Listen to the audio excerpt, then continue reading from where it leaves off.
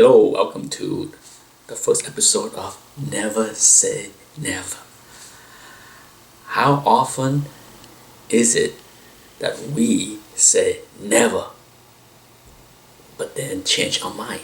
Okay, and so this series is about things that I said never in this hobby, but then as time went on, I changed my mind. So in many ways, it's kind of like a tag video.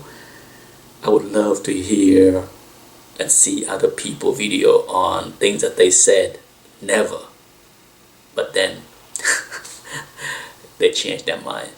Never say never. The first one for this video is selling. When I entered this hobby in 1981 all the way through 2003,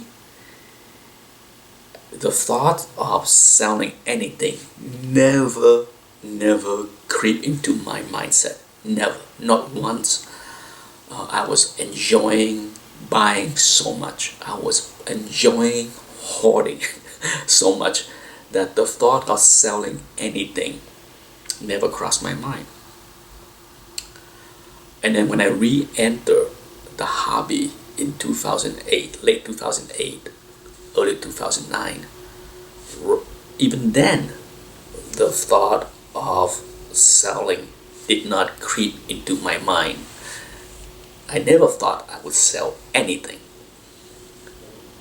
So what was it that changed my mind? I was always a run collector.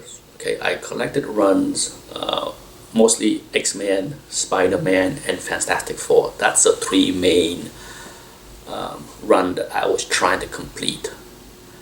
But other than that, I bought keys here and there. Okay, I bought keys here and there, but I was never a key collectors only. Never, the kind of guy that just focused on keys only. But when I re-entered the hobby in 2008, 2009, and start to look at some keys like Fantastic Four #1. I already have an X-Men 1 at that point that I bought way back in 2003. But the idea of buying Amazing Fantasy 15, Fantastic Four #1, Hulk #1 start to creep into my mindset. And I'm the kind of person that I don't want to borrow anything to buy anything. I don't want to buy anything on credit. In fact, I have owned in my lifetime, even in my 20s, I have never hold a balance in my credit card accounts. I bought something, when the bill comes, I paid the credit card off fully. So the idea of borrowing money to buy a comic books is just like crazy to me. So the ideas of selling surfaced in my brain at this point of my collecting cycle, because I figured to myself, if I was to buy an Amazing Fantasy 15 or Hulk 1 or FF1 or whatever big books I want to pursue, I want to have the funds to buy it. I don't want to buy something and then have to sell something quickly to find the cash for it, or not able to bid on something because I don't have the money for it. So the decision to sell was finalized in my brain. Okay, so the idea of never sell a book was wiped out.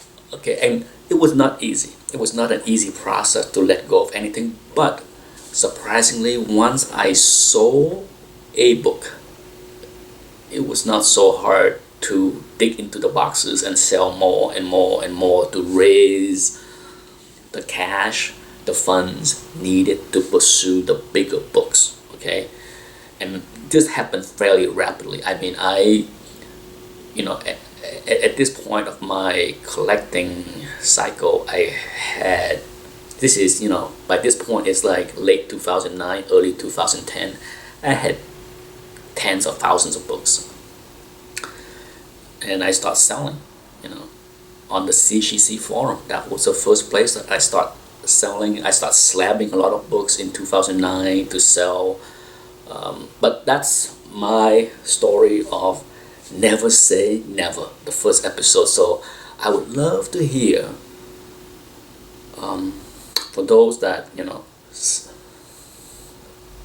never thought they would sell anything, I would love to hear the story of what it is that changed that. What it is that prompted them to say, okay, it's okay to sell. There are plenty of collectors out there that will take the books to the grave. That's their prerogative. But for those that make the decision to sell, I would love to hear what was the turning point of your collecting cycle that you said to yourself, I never thought I would sell something, but now I will. Thanks for watching.